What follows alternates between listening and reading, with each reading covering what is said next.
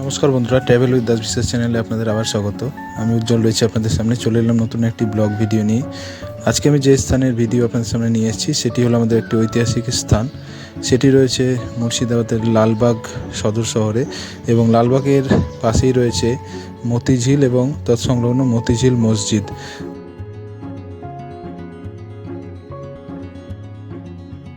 এই মতিঝিল থেকেই শুরু হয়েছিল নবাব সিরাজদৌল্লার বিরুদ্ধে ষড়যন্ত্র। আর এই ষড়যন্ত্রের নেতৃত্ব দিয়েছিলেন তার নিজের মাসি ঘসেডি বেগম।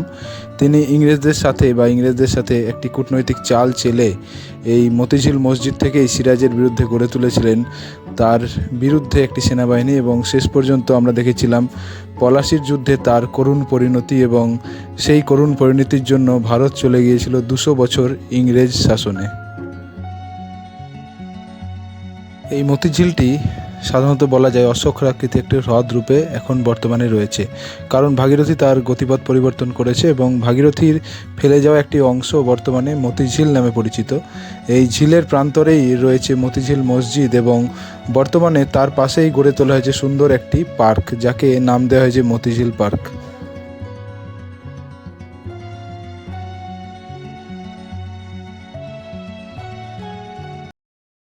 বন্ধুরা, দেখতেই পাচ্ছেন আমি এখন মতিঝিল এবং তার পাশেই যে মসজিদ, সেই মসজিদের সামনে দাঁড়িয়ে রয়েছি, এবং দেখতেই পাচ্ছেন এটি ভারতীয় পুরাতত্ত্ব দ্বারা সংরক্ষিত রয়েছে। এই মতিঝিল এবং তার সংলগ্ন যে মসজিদ, সেই মসজিদটি অনেক পুরনো। মতিঝিল জামা মসজিদ যে মসজিদটিকে বলা হয়, এখানে তাদের ফ্যামিলির কিছু মানুষের সমাধি আপনারা দেখতে পাচ্ছেন। অবশ্য সেটি প্রায় ভগ্নপ্রায় অবস্থায় রয়েছে এখন, কারণ তার প্রাচীনত্ব প্রায় অনেক, তাই সেটি সঠিকভাবে সংরক্ষণের অভাবে আজকে প্রায় ধ্বংসস্তূপে পরিণত হয়েছে।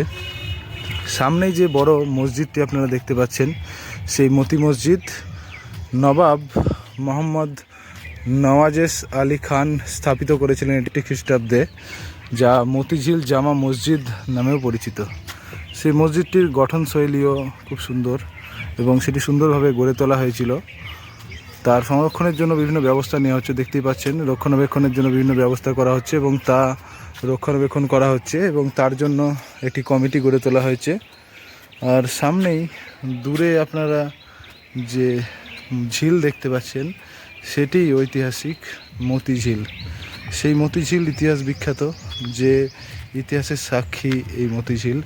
সেই ঝিলের সঙ্গে কথিত আছে প্রাচীনকালে বা অনেক দিন আগে সেই মতিঝিলের সাথেই গঙ্গা তথা ভাগীরথী নদীর একটি সংযোগ ছিল, যদিও তা এখন অশ্বক্ষরাকৃতির হ্রদে পরিণত হয়েছে, অর্থাৎ তা ঝিল আকারে রয়ে গিয়েছে, কিন্তু তার সঙ্গে ভাগীরথীর আর কোনো সংযোগ নেই বা যোগাযোগ নেই, কারণ কালের গতিতে ভাগীরথী নদী তার দিক পরিবর্তন করেছে, এবং সেই ঝিলটি এখন অশ্বক্ষরাকৃতি হ্রদের একটা আকার নিয়েছে, যা মুর্শিদাবাদের সবচেয়ে বড় অশ্বক্ষরাকৃতি হ্রদ নামেও পরিচিত।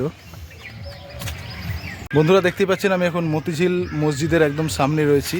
এই মসজিদের সঙ্গে ইতিহাস অনেক জড়িয়ে রয়েছে, যার সঙ্গে জড়িয়ে রয়েছে মুর্শিদ কুলি খান, যার সাথে জড়িয়ে রয়েছে নবাব সিরাজদৌল্লা বা নবাব হুমায়ুন ঝা, যাই বলুন না কেন সবার সাথেই এই মসজিদ জড়িয়ে রয়েছে। যদিও এই মসজিদটি এখন রক্ষণাবেক্ষণ করা হচ্ছে, কারণ কালের গতিতে এই মসজিদ প্রায় ধ্বংসপ্রায়। দেখতে পাচ্ছেন এই মসজিদটির যে 3টে সুউচ্চ মিনার, সেই মিনারগুলো এখনও অক্ষত অবস্থায় রয়েছে, এবং তার যে গঠনশৈলী, সেই গঠনশৈলী সত্যিই তার সুনাম না করে থাকতে পারবেন না আপনিও। আর এই মসজিদটি রয়েছে আমাদের সবার পরিচিত বা সবার প্রিয় ঐতিহাসিক শহর লালবাগ। এই লালবাগেই রয়েছে এই মতিঝিল পার্ক, তৎসংলগ্ন মসজিদ, এবং সামনেই রয়েছে মতিঝিল। দেখতে পাচ্ছেন সেই ঝিলের আকৃতি। বন্ধুরা, দেখতেই পাচ্ছেন আমি এখন দাঁড়িয়ে আছি মতিঝিল সংলগ্ন যে মসজিদ, সেই মসজিদের সামনে। এই মসজিদের সাক্ষী ইতিহাসের অনেক বীর, যেমন নবাব সিরাজদৌল্লার সঙ্গে জড়িয়ে রয়েছেন মুর্শিদ কুলি খান, কিংবা নজমুদ্দৌলা বা হুমায়ুন ঝা। প্রত্যেকটা ইতিহাসের যে নায়ক, অর্থাৎ যাদেরকে আমরা ইতিহাস গঠনের ক্ষেত্রে বড় ভূমিকা নিয়েছিলেন বলে মনে করি, সেই ঐতিহাসিকরা এই জায়গায় এসে অনেক কিছুই খুঁজে পেয়েছেন, যা থেকে তৎকালীন অনেক ইতিহাস আমরা জানতে পারি। সেই ইতিহাসের সাক্ষী হওয়ার জন্য আজকে আমি হাজির হয়েছি মতিঝিল মসজিদ। সেই মতিঝিল মসজিদ এবং তার উল্টো দিকে যদি আপনাদেরকে দেখাই, সামনেই দেখতে পাচ্ছেন সেই সুবিখ্যাত মতিঝিল। সেই মতিঝিলের সাক্ষী ইতিহাসের অনেকেই, যার সঙ্গে জড়িয়ে রয়েছেন নবাব সিরাজদৌলাও। কথিত আছে এই মতিঝিল একসময় ভাগীরথী তথা গঙ্গা নদীর সঙ্গে যুক্ত ছিল, কিন্তু ভাগীরথীর নদী দিয়ে অনেক জল বয়ে গিয়েছে, অর্থাৎ ভাগীরথী নদী তার দিক পরিবর্তন করেছে এবং এই হ্রদটি বা এই ঝিলটি অশ্বক্ষরাকৃতির হ্রদের রূপ ধারণ করে আজকে ইতিহাস হিসেবে এখানে রয়ে গিয়েছে। তার পাশেই একটা গড়ে তোলা হয়েছে সুন্দর বড় পার্ক এবং তার পাশেই রয়েছে এই হেরিটেজ সাইট বা পুরনো মসজিদটি। মতিঝিল আক্ষরিক, যার অর্থ হচ্ছে মুক্তা হ্রদ, ইস্ট ইন্ডিয়া কোম্পানির সাথে সম্পর্কিত হওয়ার কারণে কোম্পানির হ্রদ নামেও এটি পরিচিত। ভারতের পশ্চিমবঙ্গের মুর্শিদাবাদে অবস্থিত একটি ঘোড়ার নালের আকৃতির হ্রদ বা অশ্বক্ষরাকৃতি এই হ্রদটি। নওয়াজিশ মোহাম্মদ খান দ্বারা এটি নির্মিত হয়েছিল। তিনি এই হ্রদের পাশে একটি মূল্যবান প্রাসাদও নির্মাণ করেছিলেন, যা সাং-ই দালান, আক্ষরিক অর্থে পাথরের প্রাসাদ নামেও পরিচিত, যা মতিঝিল প্রাসাদ নামেও পরিচিত। এটি এই হ্রদের বাঁকের কাছে অবস্থিত। এটি নওয়াজিশ এবং নওয়াজিশের প্রিয় স্ত্রী ঘসেটি বেগমের বাসস্থান হিসেবে ব্যবহৃত হতো। কথিত আছে যে নওয়াজিশের মৃত্যুর পর ঘসেটি বেগম 1756 খ্রিস্টাব্দে নবাব সিরাজদৌলা প্রাসাদটি দখল না করা পর্যন্ত এখানে বসবাস করতেন। এই অর্থ দিয়ে তিনি হুগলি নদীর বিপরীত দিকে হীরাঝিল নামে একটি সুন্দর প্রাসাদের সাথে একই রকম একটি হ্রদ তৈরি করেন। প্রাসাদে একটি উঁচু প্রবেশপথ, শাহমত জং নামে পরিচিত একটি মসজিদ বা কালা মসজিদ এবং আরও কিছু ভবন রয়েছে, যা নওয়াজিশ কর্তৃক নির্মিত হয়েছিল। এই প্রাসাদটি 1740 সালে নির্মিত হয়েছিল। ব্যুৎপত্তিগত দিক থেকে প্রাসাদটি নামকরণ করা হয়েছে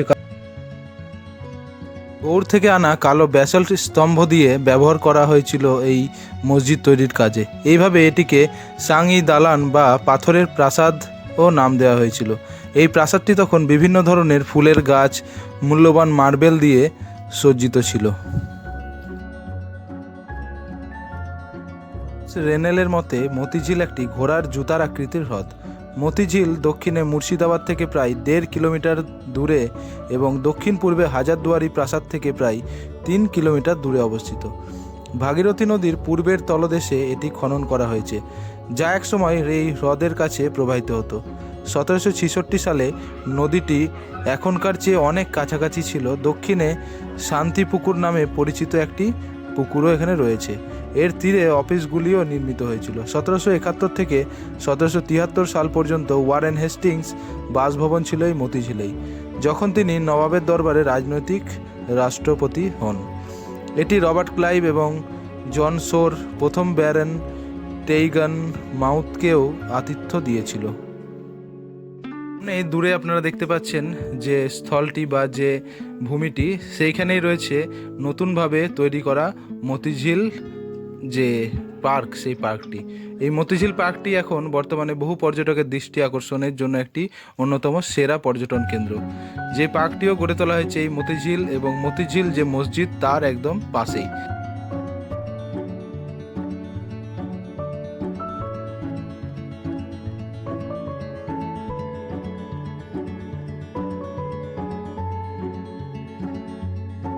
মতিঝিল মসজিদের একদম বাইরের দিকে আমি এখন রয়েছি। দেখতেই পাচ্ছেন বাইরের দিকটিও কত সুন্দরভাবে এটা সাজানো হয়েছিল এবং বাইরের দিকটি অনেকটাই প্রায় ধ্বংসপ্রায়। তার আশেপাশে বহু দোকানপাট এখন বর্তমানে গড়ে উঠেছে, কিন্তু যারা হয়তো বহু প্রাচীন সময় অর্থাৎ আজ থেকে 30 বা 35 বছর আগে এখানে এসেছিলেন, তারা এই জিনিসগুলো হয়তো দেখেননি। বর্তমানে অনেক বসতি এখানে গড়ে উঠেছে। সামনের যে হোর্ডিং, সেই হোর্ডিংয়ে স্পষ্ট করেই এই গুরুত্ব বা এই মতিঝিল মসজিদের যে গুরুত্ব, সেই গুরুত্ব সম্পর্কে বলা হয়েছে। আর তার পাশ দিয়েই যে রাস্তা গিয়েছে, সেই রাস্তা দিয়ে সামনেই দেখতে পাচ্ছেন মতি মসজিদ বা মতিঝিল মসজিদের পেছনের যে অংশ, সেই পেছনের অংশটিও সুন্দরভাবে কারুকার্যের দ্বারা গড়ে তোলা হয়েছিল।